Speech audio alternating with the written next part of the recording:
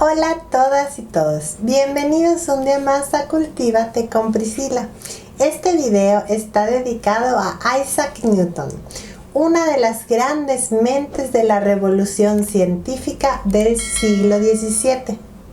Fue un físico y matemático inglés que desarrolló los principios de la física moderna, incluidas las leyes del movimiento. Isaac Newton nació en Woolsthorpe Manor el 25 de diciembre de 1642 y murió el 31 de marzo de 1727 en Londres, Inglaterra. Su padre, de quien tomó su nombre, era un pequeño terrateniente de familia de campesinos adinerados y murió antes del nacimiento de Isaac. Su madre, Hannah Newton, fue una mujer ahorrativa y diligente. Tras enviudar, se casó con un pastor anglicano cuando Isaac no tenía más de 2 años, quedando el niño a los cuidados de su abuela, quien estaba preocupada por la delicada salud de su nieto. Isaac no tuvo una infancia feliz, pues se sintió abandonado por su madre y tampoco se llevaba bien con su padrastro, Barnabas Smith. Del odio que sintió Newton contra su madre y el reverendo Smith, da buena cuenta de que en una lista de pecados de los que se autoinculpó a los 19 años, el pecado número 13 era el haber deseado incendiarle su casa con ellos dentro. La experiencia dejó una huella profunda en Newton, que más tarde se manifestó como una aguda sensación de inseguridad. Hay que remarcar que sufrió trastornos psíquicos, algunos de los cuales tuvieron lugar por estar mucho tiempo solo experimentando. Se sabe que padeció de depresión, hipocondría, paranoia, insomnio y se cree que algunos de estos síntomas pudieron ser por envenenamiento por mercurio por sus diversos experimentos como científico. Newton frecuentó la escuela de su aldea y siendo muy niño manifestó un comportamiento completamente normal, con un interés marcado por los juguetes mecánicos. Cuando Newton tenía 12 años, su madre, otra vez viuda, regresó a la aldea, trayendo consigo la sustanciosa herencia que le había legado su segundo esposo y de la que Newton se beneficiaría a la muerte de ella en 1679. Además de 3 hermanastros para Isaac, 2 niñas y un niño. Un año más tarde, el joven Newton fue inscrito en el King's School de la cercana población de Grantham. Se hospedó con un boticario local y conoció el fascinante mundo de la química. Según testimonios, los años que allí pasó alojado en la casa del farmacéutico, se desarrolló su habilidad mecánica, que ejercitó en la construcción de un reloj de agua y sus famosas cometas, a cuya cola ataba linternas que por la noche asustaban a sus vecinos. Su espíritu competitivo de la adolescencia le llevó a ser el primero de la clase. Cuando la madre le ofreció la oportunidad a sus 17 años de hacerse cargo de las tierras y la herencia, él no estuvo para nada interesado y se pasaba la mayor parte del tiempo resolviendo problemas, experimentando e ideando modelos mecánicos. Como era un pésimo granjero, su madre y su tío, el reverendo William Ascott, decidieron que fuera al College Trinity de Cambridge, donde ingresó en 1661, matriculándose como fámulo, es decir, como criado o sirviente de un convento, ganando su manutención a cambio de servicios domésticos, pese a que su situación económica no parece que lo exigiera así. Es importante destacar que el Trinity College tenía fama de ser una institución muy recomendable para aquellos que se destinaban a las órdenes religiosas. Afortunadamente, esta institución le brindó hospitalidad, libertad y una atmósfera amistosa que le permitió tomar contacto verdadero con el campo de la ciencia. Allí empezó a recibir una educación convencional en los principios de la filosofía de Aristóteles, pero Newton no asistía regularmente a clase y se graduó como un estudiante mediocre. Nada en sus estudios permitía entrever o incluso esperar la deslumbrante carrera científica del fundador de la mecánica y la óptica, ya que incluso sus profesores lo describían como perezoso y distraído. En 1663 se despertó su interés por las cuestiones relativas a la investigación experimental de la naturaleza, que estudió por su cuenta. Ese mismo año conoció a Isaac Barrow, que le impartió clases de matemáticas y a quien superaría en poco tiempo. La geometría y la óptica ya ocupaban gran protagonismo en su vida.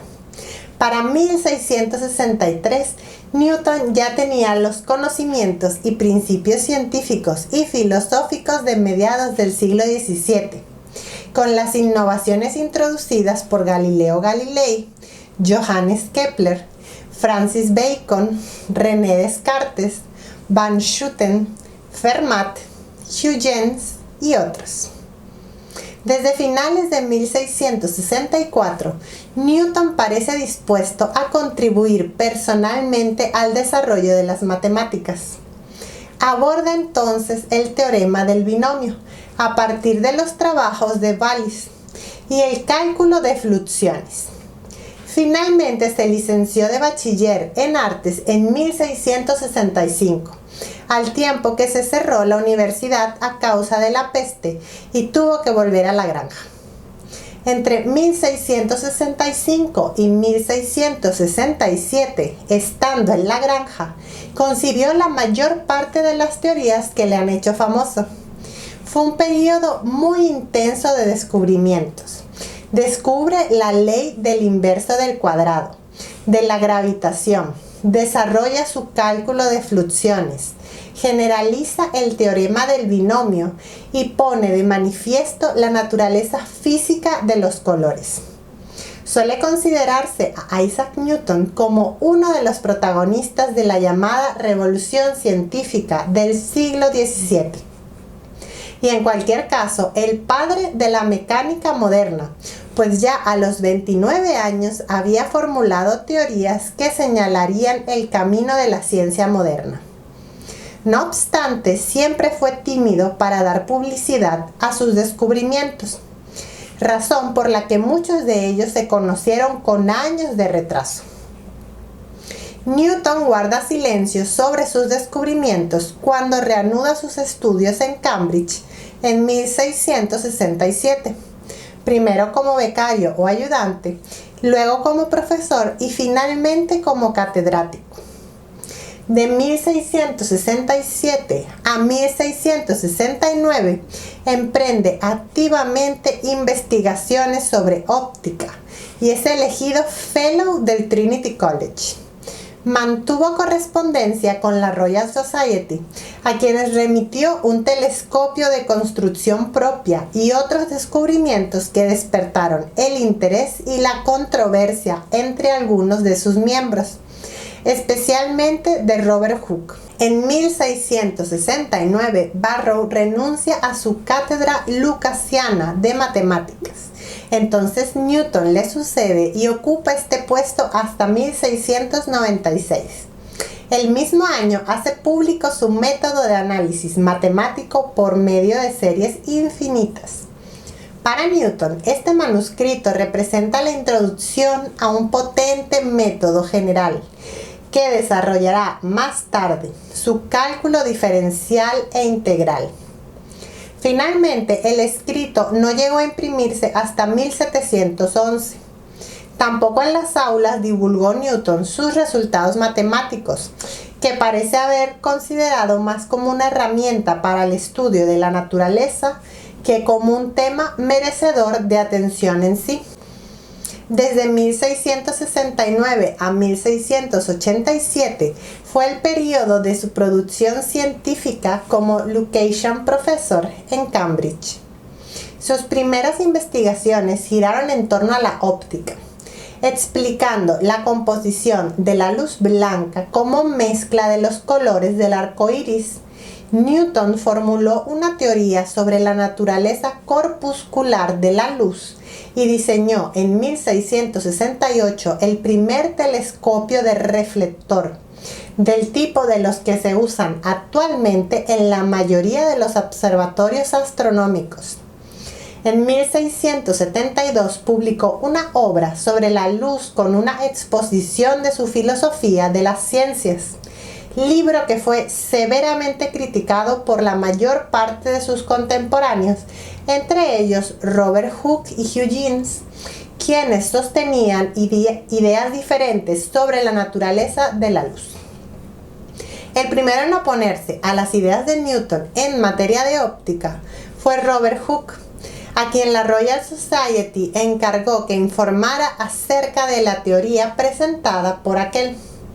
Hooke defendía una concepción ondulatoria de la luz frente a las ideas de Newton, precisadas en una nueva comunicación en 1675 que hacían de la luz un fenómeno resultante de la emisión de corpúsculos luminosos por parte de determinados cuerpos. La magnitud de la polémica determinó que Newton renunciara a publicar un tratado que contuviera los resultados de sus investigaciones hasta después de la muerte de Hooke, y en efecto su óptica no se publicó hasta 1704. También trabajó en otras áreas, como la termodinámica y la acústica, pero su lugar en la historia de la ciencia se lo debe sobre todo a su refundación de la mecánica. Desde 1673 hasta 1683, Newton enseñó álgebra y teoría de ecuaciones, pero parece que asistían pocos estudiantes a sus cursos. Mientras tanto, Barrow y el astrónomo Edmond Halley reconocían sus méritos y le estimulaban en sus trabajos. Paralelamente, Newton no concebía el cosmos como la creación de un Dios que se había limitado a legislarlo para luego ausentarse de él, sino como el ámbito donde la voluntad divina habitaba y se hacía presente, imbuyendo en los átomos que integraban el mundo un espíritu que era el mismo para todas las cosas y que hacía posible pensar en la existencia de un único principio general de orden cósmico. Opinaba que este bellísimo sistema compuesto por el Sol, los planetas y los cometas no pudo menos que haber sido creado por consejo y dominio de un ente poderoso e inteligente. El Dios Supremo es un ser eterno, infinito, absolutamente perfecto. Y llegó a decir que todos sus descubrimientos habían sido respuestas a sus oraciones. Tomaba su telescopio y observaba el espacio, lo que se encuentra a millones de kilómetros de distancia. No obstante, entraba a su habitación y por medio de la oración podía acercarse más a Dios y al cielo que si contara con todos los telescopios que hay en la Tierra. Hacia 1679 verificó su ley de la gravitación universal y estableció la compatibilidad entre su ley y las tres de Kepler sobre los movimientos planetarios. En su obra más importante, Principios matemáticos de la filosofía natural, de 1687, formuló rigurosamente las tres leyes fundamentales del movimiento. La primera ley de Newton, o ley de la inercia, según la cual todo cuerpo permanece en reposo o en movimiento rectilíneo uniforme si no actúa sobre él ninguna fuerza. La segunda, o ley de la dinámica, según el cual la aceleración que experimenta un cuerpo es igual a la fuerza ejercida sobre él dividida por su masa. Y la tercera, la ley de acción y reacción, explica que por cada fuerza o acción ejercida sobre un cuerpo existe una reacción igual de sentido contrario. La combinación de todas estas leyes dio lugar a un cuarto principio, el más significativo, la ley de la gravedad. Esta es conocida por todos, puesto que se dice que el matemático descubrió la gravedad al ver caer una manzana de un árbol, dando origen a la ley de gravitación universal. En 1679, Newton se ausentó de Cambridge durante varios meses por motivo de la muerte de su madre. A su regreso recibió una carta de Robert Hooke, por entonces secretario de la Royal Society, en la que intentaba persuadirle de que restableciera su contacto con la institución y le sugería la posibilidad de hacerlo comentando las teorías del propio Hooke sobre el movimiento de los planetas. Cuando en 1684 Edmund Halley, quien por entonces había ya observado el cometa que luego llevó su nombre, visitó a Newton en Cambridge y le preguntó cuál sería la órbita de un planeta si la gravedad disminuyese con el cuadrado de la distancia, su respuesta fue inmediata: una elipse. Maravillado por la rapidez con que Newton consideraba resuelto un asunto en cuyo esclarecimiento andaban compitiendo desde hacía varios meses Hooke y el propio Halley, este inquirió cómo podía conocer Newton la forma de la curva y obtuvo una contestación tajante: la he calculado. La distancia que iba entre el atisbo de una verdad y su demostración por el cálculo marcaba la diferencia fundamental entre Hooke y Newton. Desde 1684, su amigo Halley le incita a publicar sus trabajos de mecánica y finalmente, gracias al sostén moral y económico de este último y de la Royal Society, publica en 1687 su célebre Los principios matemáticos de la filosofía natural. Los 3 libros de esta obra contienen los fundamentos de la física y la astronomía, escritos en un lenguaje de la geometría pura. Vale la pena destacar que para esta publicación Halley supo capear el temporal de la polémica de Newton con Hooke, encargándose entonces de que el manuscrito fuese presentado en abril de 1686 ante la Royal Society, y que ésta asumiera su edición para acabar corriendo personalmente con los gastos de la impresión, terminada en julio de 1687. En 1687, Newton defendió los derechos de la Universidad de Cambridge como parte de la comisión que trataba de oponerse a las medidas de catolización del impopular rey Jacobo II. Quizá su intervención se debió más a su condición de laico que a su fama, y como resultado tangible de la eficacia que demostró en esa ocasión, tras el desembarco de Guillermo de Orange y el exilio de Jacobo II a finales de 1688, fue elegido miembro del Parlamento en 1689. Mantuvo su escaño en el Parlamento sin mostrarse muy activo durante los debates. Su actividad parlamentaria, que duró hasta febrero de 1690, se desarrolló en estrecha colaboración con Charles Montagu, más tarde Lord Halifax. Cuando este fue nombrado canciller de la Hacienda Real en abril de 1694 y su ley de reacuñación fue aprobada en 1695, le otorgó a Newton el cargo de inspector de la Casa de la Moneda, siendo ascendido al de director en 1699.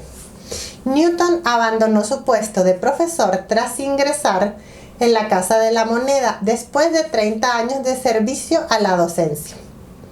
Pero durante todo este periodo, Newton prosiguió sus trabajos de química en los que se reveló muy competente, aunque no publicara grandes descubrimientos sobre el tema. Se dedicó también al estudio de la hidrostática y de la hidrodinámica, además de construir telescopios.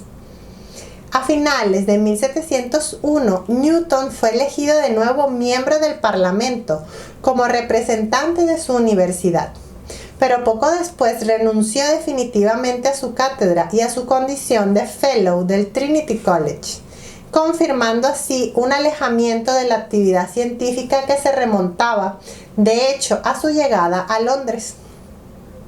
En 1703, tras la muerte de Hooke y una vez que el final de la reacuñación había devuelto la tranquilidad de su trabajo a la dirección de la Casa de la Moneda, Newton fue elegido presidente de la Royal Society, cargo que conservó hasta su muerte.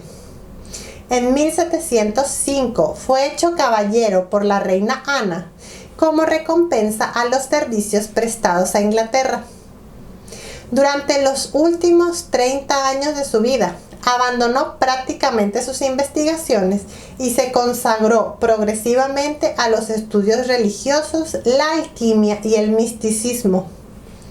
Los últimos años de su vida se vieron ensombrecidos por la desgraciada controversia de envergadura internacional con Leibniz, con acusaciones mutuas de plagio, secretos disimulados en criptogramas, cartas anónimas, tratados inéditos, entre otras cosas.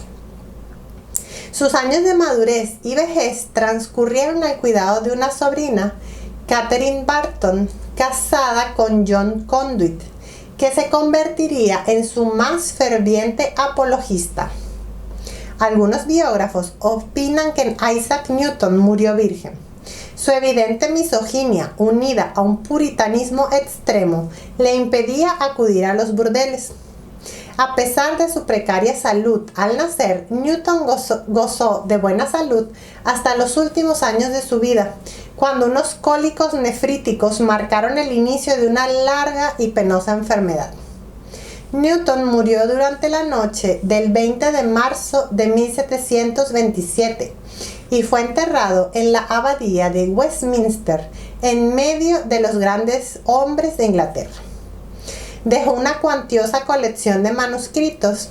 Los investigadores descubrieron miles de folios conteniendo estudios de alquimia, comentarios de textos bíblicos, así como cálculos herméticos oscuros e ininteligibles.